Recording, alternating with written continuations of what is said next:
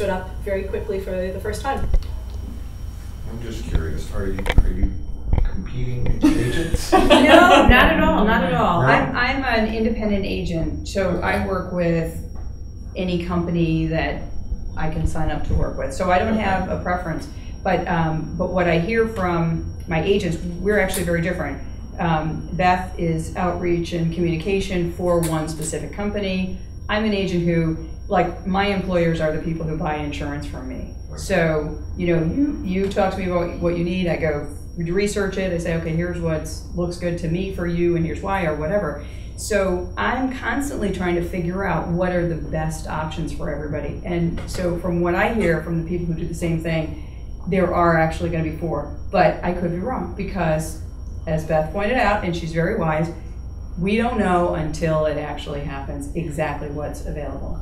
So my head is splitting. Oh yeah. I'm sorry. I didn't mean to. Like, how do you go home at night without just like a massive headache every day?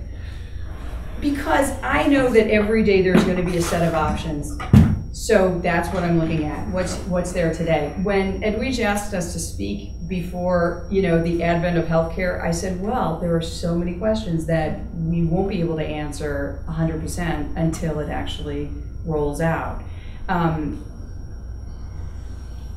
You know, I mean, I don't want to contradict you, and I don't. I'm just saying this is what I've heard, and I don't know that it's 100% accurate, but I'm hearing it consistently from those carriers. So, and the other place you can look and do some exploring is the Bureau of Insurance website here in Maine. So if you just Google, you know, Maine Bureau of Insurance, they actually have our plans and Anthem's plans, and they do some, you know, juxtaposing of them, because right now I'm showing you this, I can't juxtapose with Anthem's plans, nor you know, but you can do that on the Bureau of Insurance website, so I'd encourage you to look at that. But they're only listing those 2 plans. And I just have one more question. What's the difference between an agent and a navigator? Do you want to take that or me take that? It is my understanding that they are hiring people to become navigators who will not work in a commission capacity and therefore be terribly neutral when they give everyone information, guidance, what have you.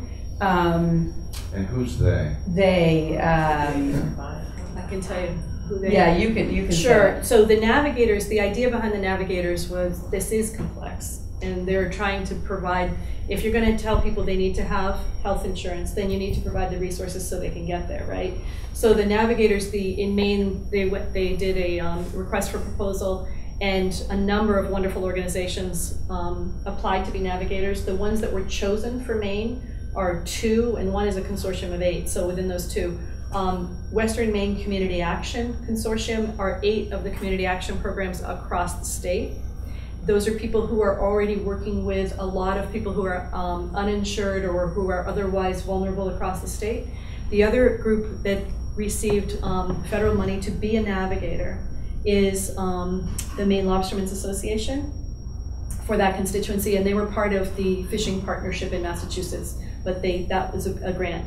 In addition to those 2 groups, and they, you know, as Kate said, their job is to be really knowledgeable about our plans, about Anthem's plans, and to really be able to do some of the similar things that brokers and agents are doing. Brokers and agents, if you have somebody you've been going to and you really trust who that person is, this whole system does not exclude the brokers.